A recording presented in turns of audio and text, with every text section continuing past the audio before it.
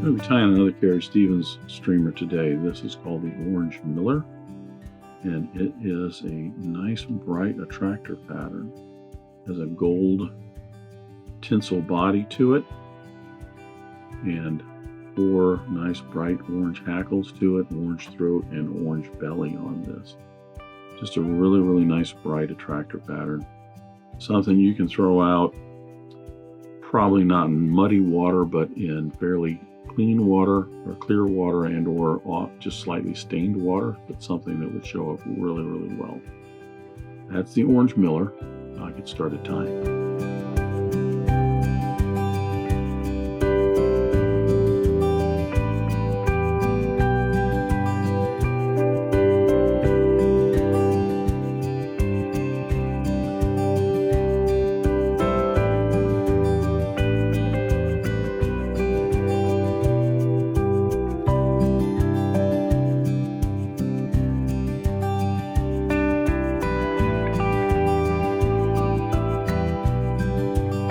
I'm going to start the Orange Miller with my hook in the vise. This is a Partridge CS15 in a size 4. A 9X, actually the Carrie Stevens Partridge hook is a 10X long streamer hook. Now for this one, because the body on the Orange Miller is just gold tinsel, you don't have to be concerned about a floss that I'm going to darken up with thread, and I don't also have to be that concerned about having a really nice smooth body. So if I have a little bit of a bump in the back here, I'm not concerned. So I'm not going to start my thread, and I'm using a UTC 140 Denier in black. I'm going to start my thread right maybe about 3/4 down the hook shank. Couple wraps to get that in, trim away the excess. The body, like I said, is a gold tinsel. I'm using a Danville silver and gold mylar tinsel in a size 12. I'm going to tie this with the silver side up.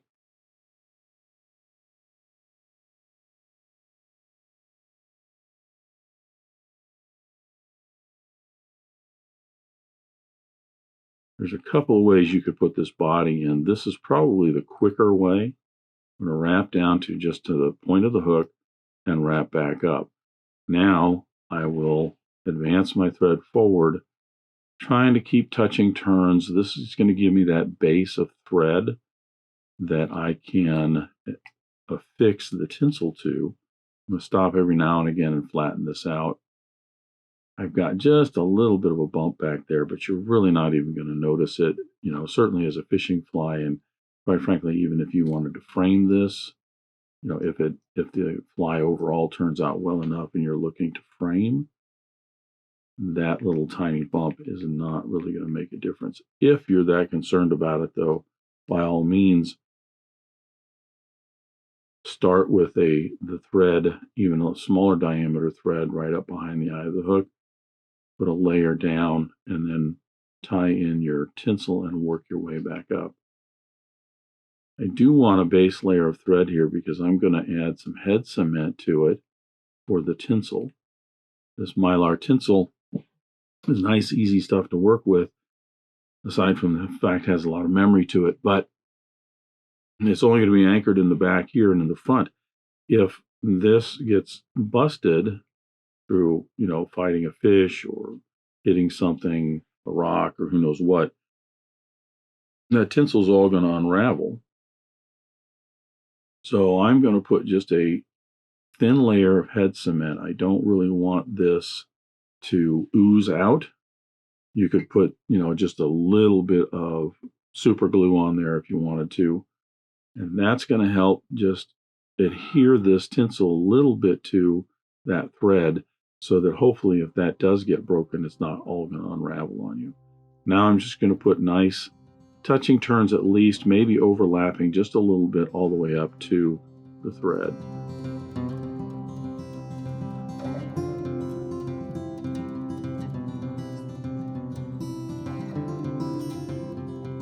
Now, one thing you might you're wondering, why am I using a size 12? I could use a size 10 and maybe get from one end to the other a little faster. Using this Mylar, when you're wrapping it on, you have to keep the same angle all the time. If you don't keep the same angle, it's not going to lay flat. What you're going to end up with is some bumps and kinks and gaps in it. It's much easier with the size 10 and a larger size, in my opinion, to get the angle off and to get that wrong.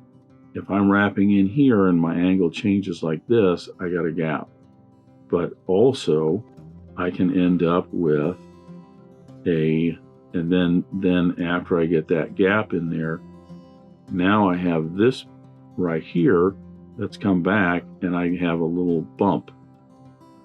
At least for me, I have found that it's easier to work with the size 12. A few more wraps, takes a little bit longer, but I get better results. If you want, you can help both of those by doing a double layer of tinsel. So you could anchor the tinsel up front here, wrap it down, wrap it back up, and you tend to wrap over any gaps or any little creases and folds that might pop up.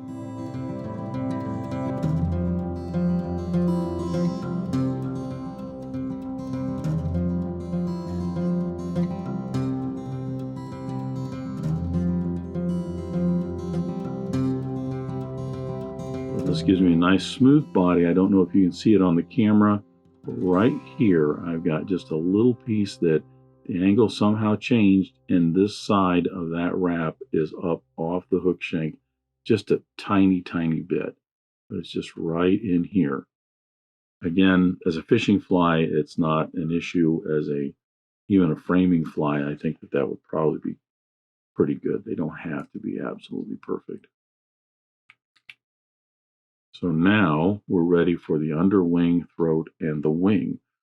I'm going to switch over to my orange thread because the orange miller has a black head with an orange stripe. But I need to use orange here in order to get a nice base of orange on there that will then put black stripes on.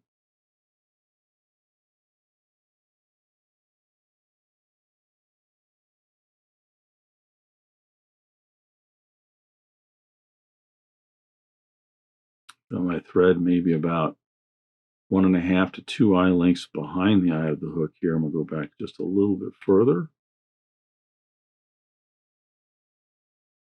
And here's where I'm going to tie in the throat or the underwing. The underwing is just some orange bucktail.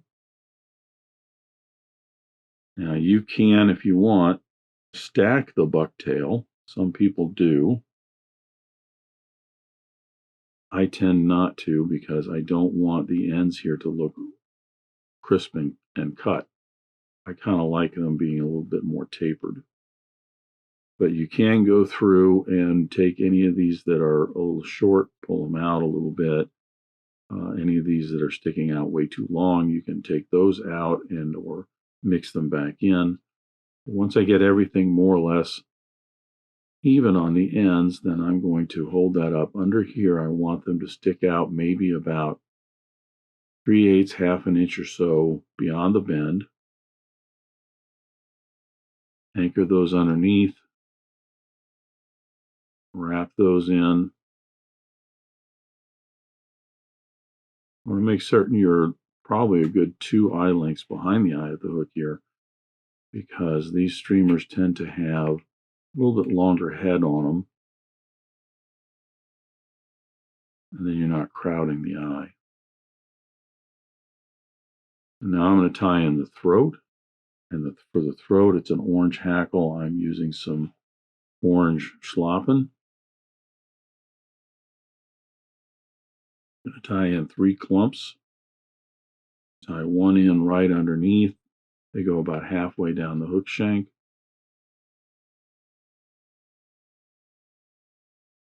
And then I'm going to tie one on each side.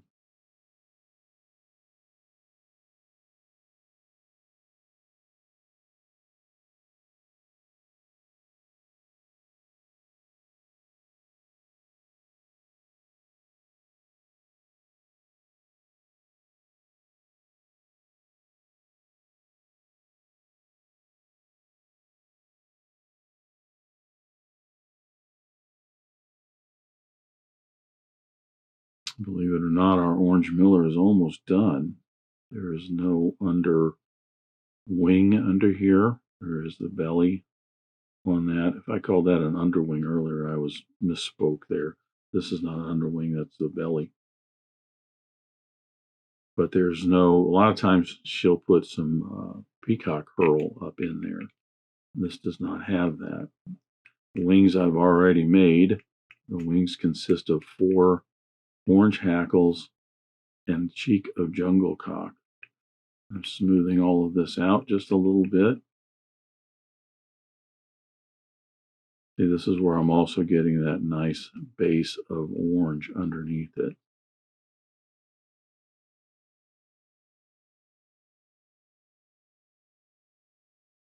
As I said, my wings are already put together here. I'm going to match those up. Mostly I want to make certain I've got the tips back here also matched up.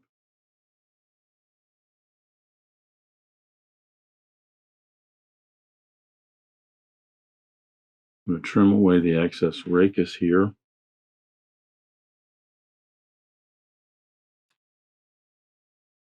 And then I'm going to tie each one in one at a time. I'll do the one on your side first.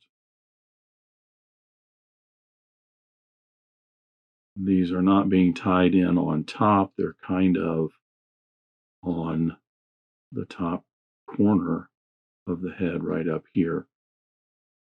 Generally, these get tied in such a way you'll see that the hackle kind of kicks up a little bit. It doesn't go straight back horizontal. It actually kicks up just a little bit.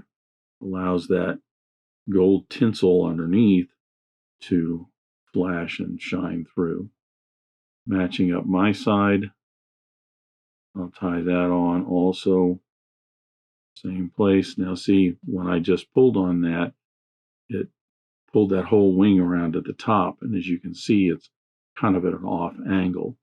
So that's why you have to be careful when you're wrapping these in. Just take your time with it and get some, I'm not tugging real hard on this until I get it anchored down just where I want it. You can move some things around a little bit at this point still.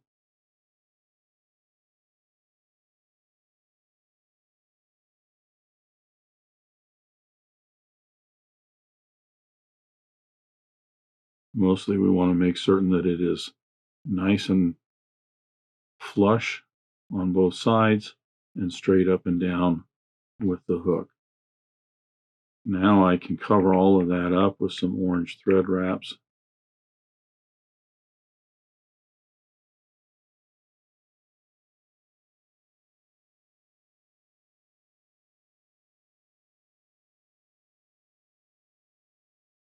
I'll cover a little bit more of that with the black. Get this smoothed out.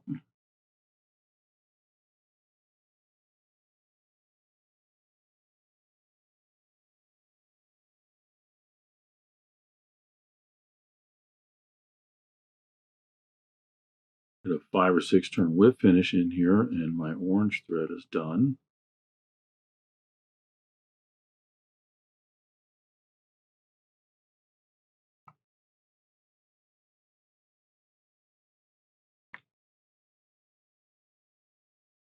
Now I'm going to attach the black thread. I'm going to use some Danville 6/0 in black to finish this. I like to do the rear band first, getting a couple wraps in there to anchor that down. Trim away the tag here.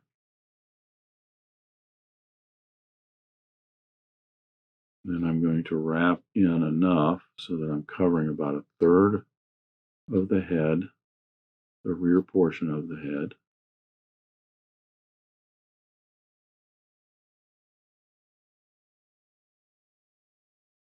I want to make certain I'm getting all of that covered.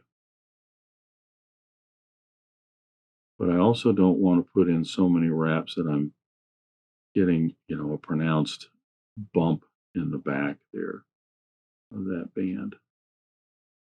That's going to be it. Sometimes I get a little bit of orange thread showing through here and there, and I don't get too concerned about it. A lot of times the whip finish will cover that up. If you're careful. To me, it's, the banding here is more just that finishing decorative touch. So I just want to be careful that I'm not getting too much bulk in the fly.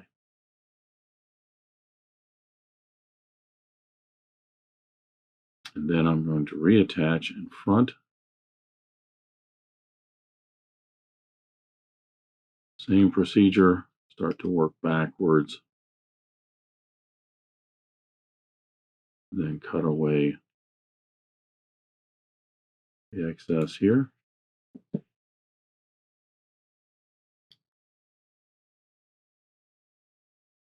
Then working my way back, I'm going to cover about the front third. Again, I mostly want to make certain that I am not bulking it up.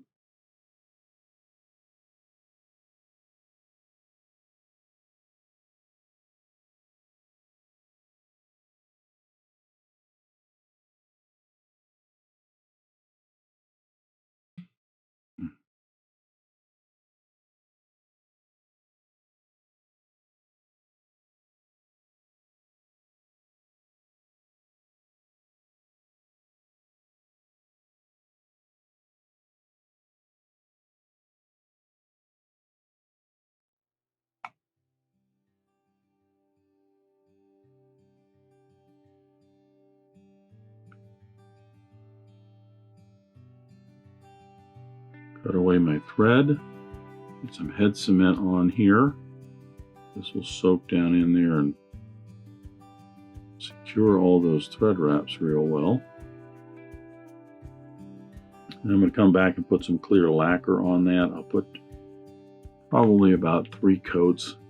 You don't necessarily want to make it a nice, bright, shiny, glossy head. If you want to, you certainly can. But 3 coats will cover that pretty well and secure all of it. So there is the orange miller. I said, nice, bright attractor pattern. I mean, this in the water is basically saying, come eat me. Take a look at me.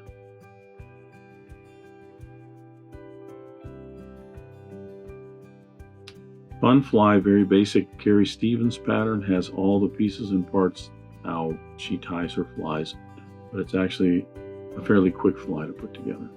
So that's the orange miller. Thanks for watching it. Thanks for joining me at the Vise today.